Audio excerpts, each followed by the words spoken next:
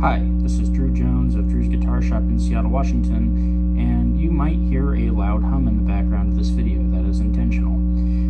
I wanted to demonstrate something just because I happen to be sitting here working on some kind of complex wiring stuff, and I just noticed that this was happening, and it's, you know, a common thing to have happen. Check this out.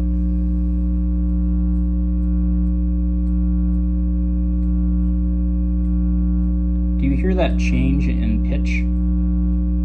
That little change in the noise and that hum when I touch this? You might notice that this is a completely insulated cord. This is the cord to the phone that I am recording this video.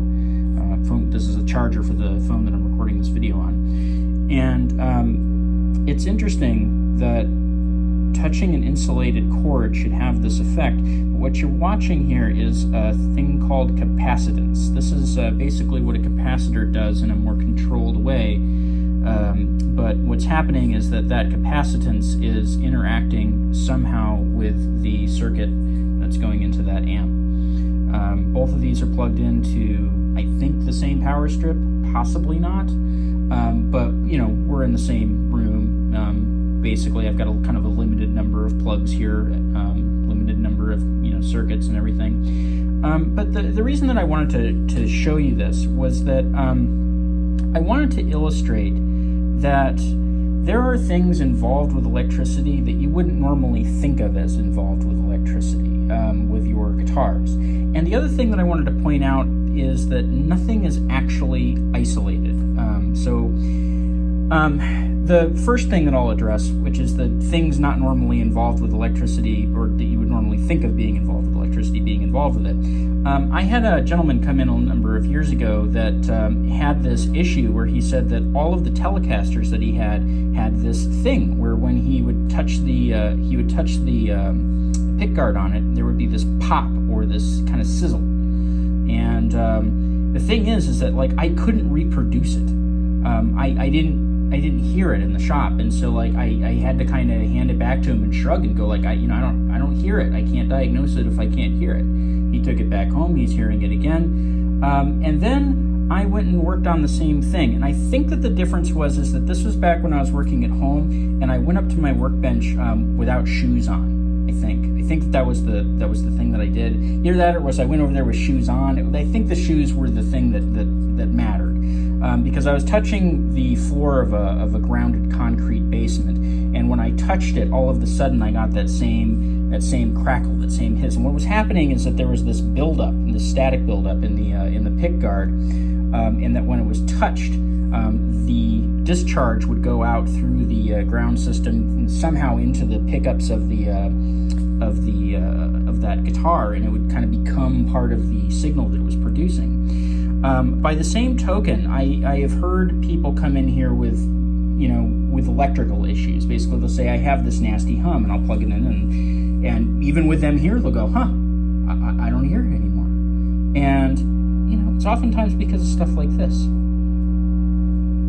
This little thing here, just this change in buzz that you can hear from this particular circuit because this particular thing is interacting with it, can oftentimes be the kind of thing that you're just pulling your hair out trying to diagnose as far as an electrical problem.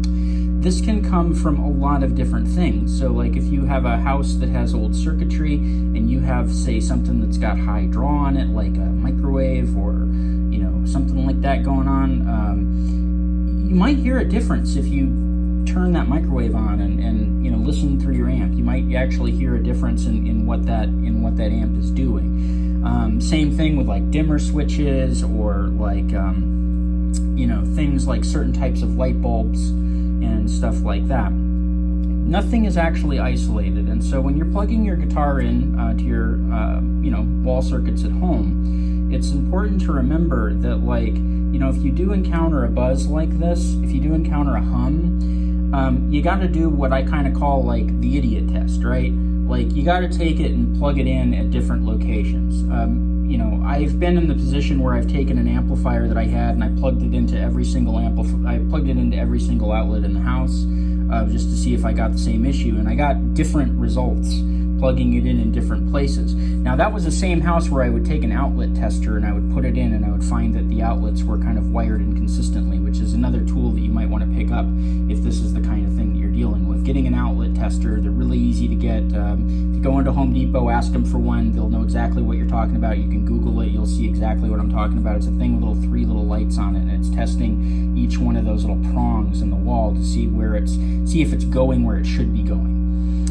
And if you have plugs in your house that aren't going where they should be going, that kind of thing can lead to this kind of thing being worse.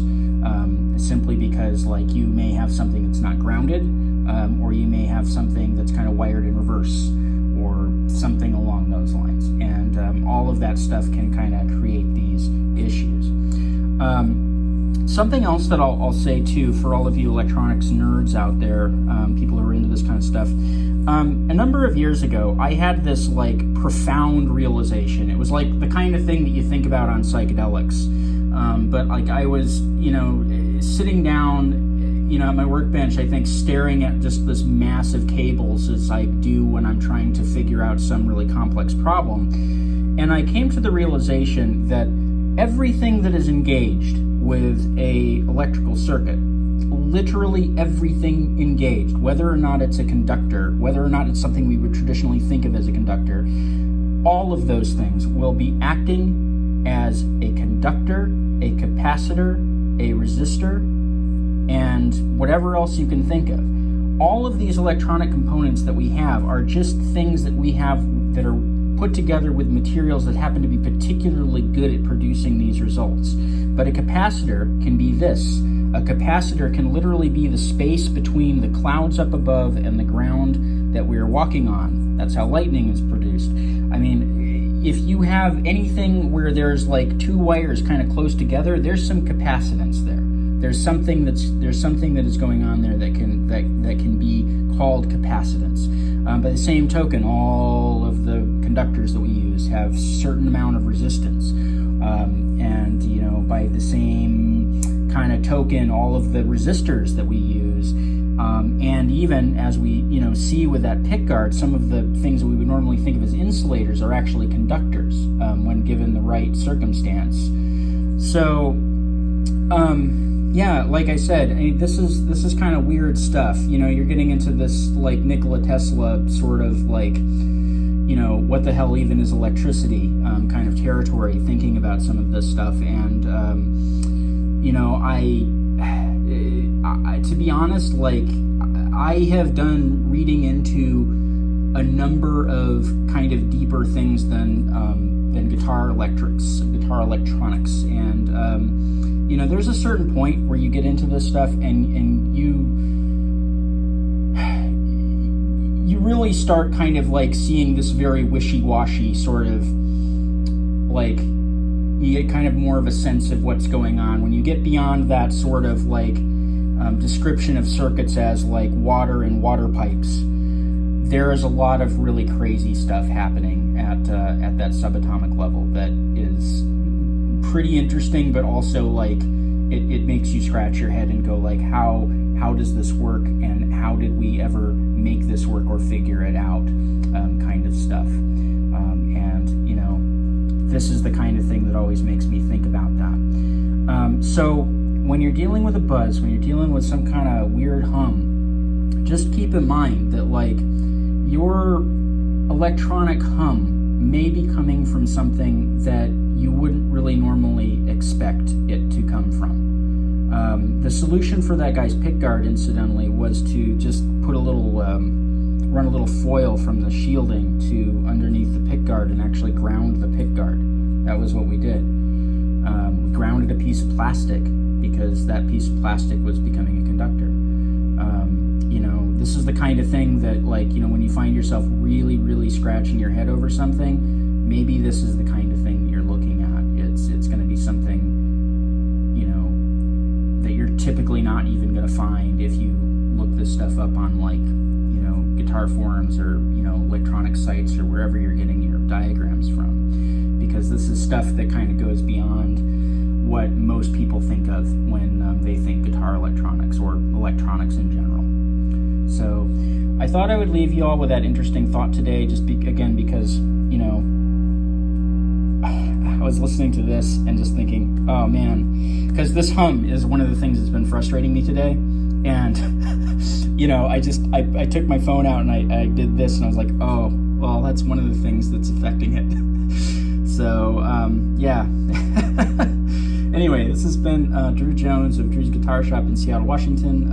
If you liked this video, you found it entertaining, there's a link to my Ko-Fi and my Patreon in the description of this video. You could drop me a tip there. There's also a link down there to my Reverb page where you can find all the instruments and cool stuff I got for sale. There's a link down there to my website as well, where you can find my contact information, my pricing info, and a page that I wrote on caring for stringed instruments, and also a new page that I wrote on basically everything you could possibly want to know about frets. If you go to my price page and you click into any of those hyperlinks related to fretting, you will come to that page and you'll be able to read all about fret wire and fret jobs and level crown polishes, going fretless and all that stuff. So anyway, it's been Drew of Drew's Guitar Shop in Seattle, Washington. Thank you for watching.